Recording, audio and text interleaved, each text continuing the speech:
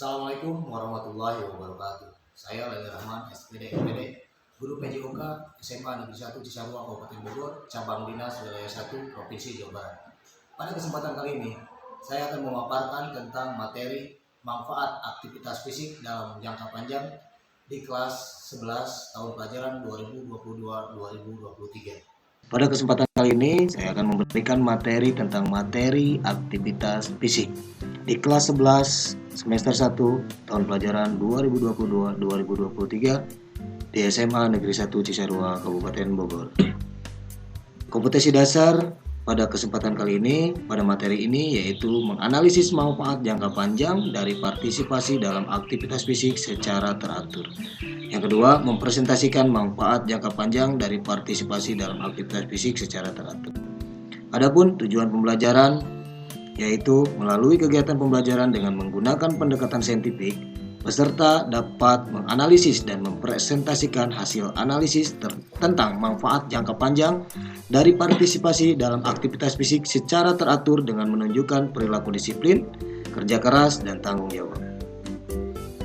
Pentingnya kesehatan dalam kehidupan kita sehari-hari itu sangat menunjang terhadap kegiatan sehari-hari kita, di mana kesehatan merupakan bagian yang utama dari kehidupan kita.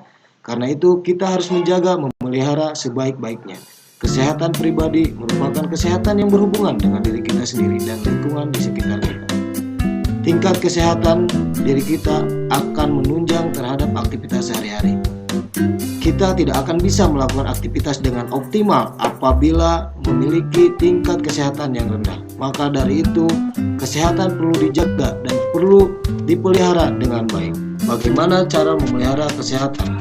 Yang pertama adalah tentang pola aktivitas fisik setiap hari.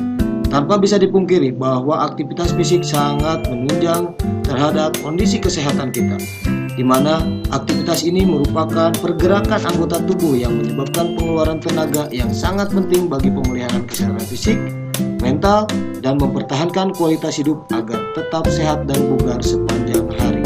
Jadi, pergerakan anggota tubuh itu bukan hanya aktivitas olahraga saja.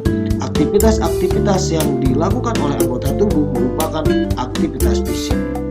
Untuk dapat memahami apa itu aktivitas fisik dan bagaimana jenisnya, kita amati gambar berikut ini dan penjelasan berikut ini, bahwa yang pertama, aktivitas fisik dibagi ke dalam 3 jenis.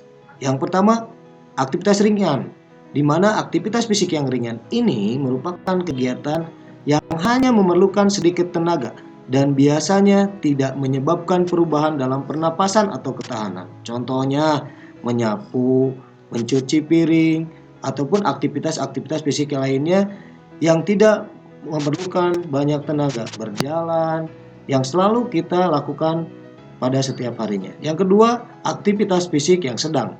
Aktivitas ini membutuhkan tenaga intens atau terus-menerus dan memerlukan gerakan otot yang berirama atau juga memerlukan kelenturan tingkat flexibility yang baik. Contohnya bersepeda, berenang, senam, yang dirasa tidak banyak mengeluarkan tenaga yang banyak.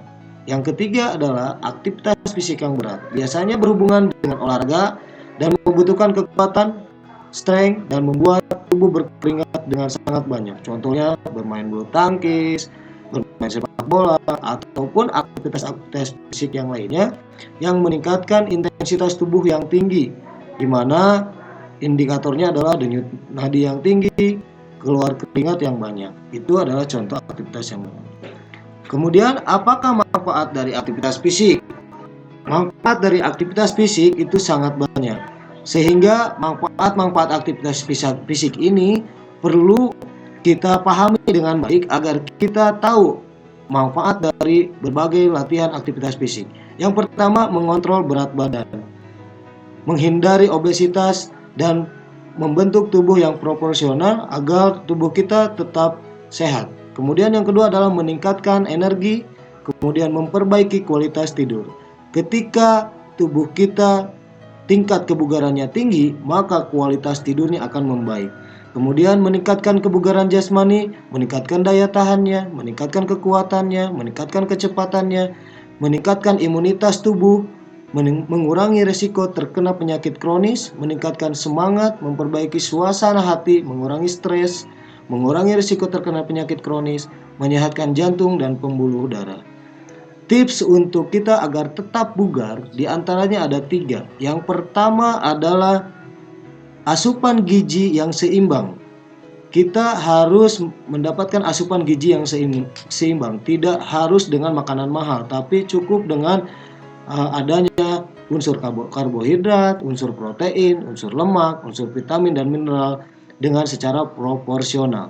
Kemudian yang kedua adalah aktivitas olahraga secara teratur, di mana olahraga ini tidak hanya harus olahraga di lapangan yang luas, cukup dengan aktivitas gerakan tubuh di tempat masing-masing pun itu bisa dilakukan dengan melakukan latihan flexibility kah, endurance kah, atau kegiatan yang lainnya. Kemudian yang ketiga, aktivitas istirahat. Aktivitas istirahat ini sangat bermanfaat dan sangat berpengaruh terhadap kondisi tubuh. Apabila kita melakukan aktivitas olahraga yang banyak, yang baik, teratur, asupan gizinya juga bagus, tapi kualitas istirahatnya kurang baik, itu juga akan mendapatkan kurang baik gitu kan terhadap aktivitas kita. Sehingga apabila kurang istirahat, maka tingkat kebugarannya pun tidak akan terbentuk dengan baik. Demikian yang dapat saya sampaikan pada kesempatan kali ini. Mohon maaf apabila banyak kekurangan. Mudah-mudahan materi ini dapat memberikan ilmu buat semua.